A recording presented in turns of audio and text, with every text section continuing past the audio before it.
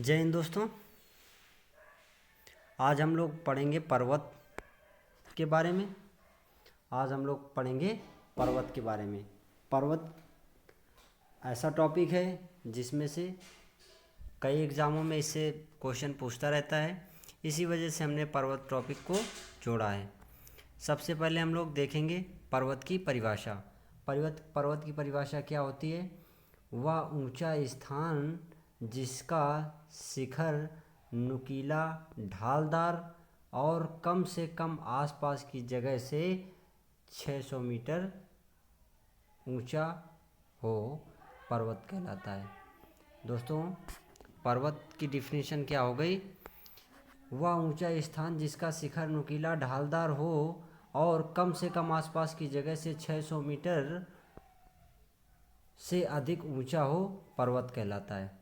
आप लोगों को ये परिभाषा समझ में आ गई होगी। परिभाषा से ज़्यादा इसमें कोई लेना नहीं है, मगर थोड़ा सा जैसे ऊंचाई पूछ लेता है। पर्वत के बारे में आप लोग ज़रूर एक बात याद रखिएगा कि पर्वत जो अगर ऊपर से नुकीला नहीं है तो वो पर्वत नहीं, पठार की श्रेणी में आ जाएगा। इसी वजह से पर्वत में परिभाषा में ही बता दिया गया है कि जो पर्वत है वो नुकीला और ढालदार होता है। हम लोग देख लेते हैं पर्वत के प्रकार के बारे में। पर्वत दो प्रकार के होते हैं। कौन कौन से? वलित पर्वत और भ्रंशित पर्वत।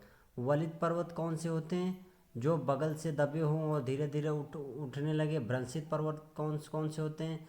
जो दबने के बाद में बगल से उठने लगे। ऐसे दोनों बस लगभग सेम ही रहते हैं, धीरे धीरे वो उनका ऊंचाई बढ़ती रहती है। ये मैं किसी टॉपिक में बता दूंगा। इसमें ज़्यादा तो लगभग सेम ही रहते हैं। जैसे दो दो प्लेटें हैं, इस तरीके से दो प्लेटें हैं। एक प्लेट ये हो गई, एक प्लेट ये हो गई। दो पृथ्वी की चट्टानें, दोनों आपस में ये इस तरफ गति करें तो ये ऐसे दबने के बाद ये यहाँ से पर्वत खड़ा हो जाए। ये हो गया कौन सा पर्वत? वलित पर्वत। और कोई पृथ्वी है, पृथ्वी में क्या हुआ? यहाँ से दबाव होना शुरू हो गया। यहाँ पे जैसे जल भरा है, जल में क्या हुआ कि धीरे धीरे यहाँ पे दबाव भरना शुरू हो गया, तो यहाँ से अपने मन से उठ जाए। ये हो गया भ्रंशित पर्वत। आप लोगों को ये बात समझ में आ गई होगी। पर्वत कितने प्रकार के होते हैं? पर्वत दो प्रकार के होते हैं। एक तो होता है वलित पर्वत और एक होता है भ्रंशित पर्वत।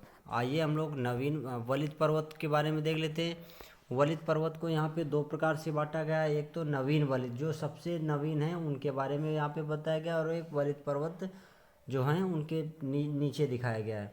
सबसे पहले हम लोग देख लेते हैं नवीन वलित पर्वत। नवीन वलित पर्वत में क्या है? हिमालय।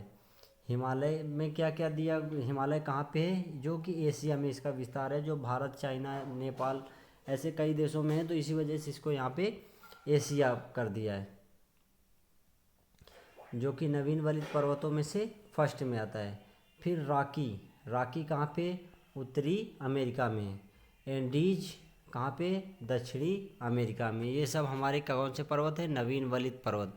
सबसे नवीनतम पर्वतों में से ये आते हैं। फिर हम देख लेते हैं अल्पस। यहाँ पे गलत लिख गया है, अल्पस होना चाहिए। अल्पस। अल्पस कहाँ पे? यूरोप में। एटलस कहाँ पे? अफ्रीका में। फिर great dividing range of Australia में। अब देख लेते हैं हम लोग वलित पर्वतों में। अभी हमारे ख़त्म हुए नवीन वलित पर्वत। वलित पर्वतों के बारे में हम लोग देखें तो सबसे पहले हमारा कौन सा है? जयग्रास। जयग्रास कहाँ पे है? ईरान में। फिर हिंदुकुश कहाँ पे? अफ़गानिस्तान। इनको अगर याद करना है तो कैसे याद करोगे? जयग्रास, ईरान, हिंदुकुश, अफ़गानिस्तान। बहुत आसान शब्दों में आपको ये याद हो जाएगा। फिर हम लोग देख लेते हैं काकेशस। काकेशस कहाँ है? यूरोप में है।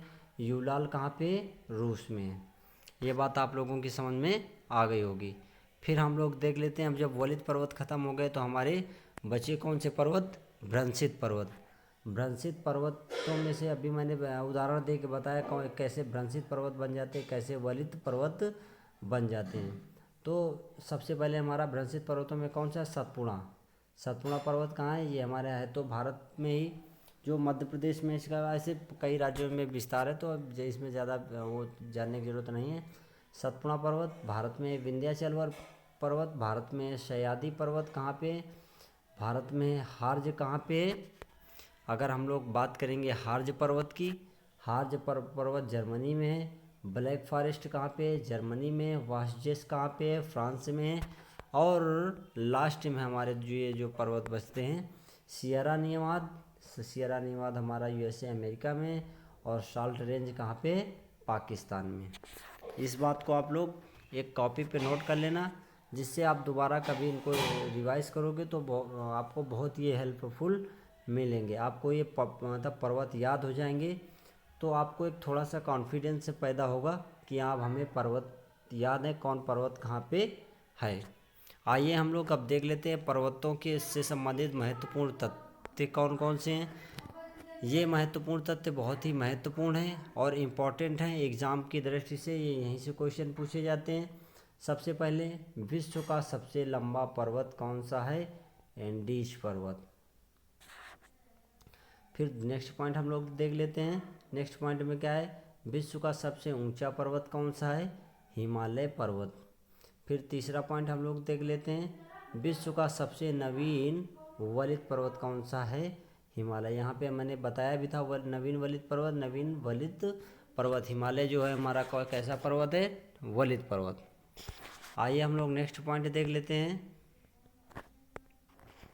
नेक्स्ट पॉइंट में क्या है? विश्व का सबसे प्राचीन पर्वत कौन सा है? अरावली पर्वत। हमारा जो विश्व का सबसे पुराना पर्वत है वो कौन सा पर्वत है? अरावली। फिर क्या है? विश्व की सबसे ऊंची चोटी कौन सी है? Mount Everest. माउंट एवरेस्ट कहाँ पे है? हमारा नेपाल में। ऐसे क्वेश्चन पूछा जाता है, माउंट एवरेस्ट कहाँ पे है? नेपाल में। फिर हम लोग देख लेते हैं, भारत का सबसे लंबा पर्वत कौन सा है?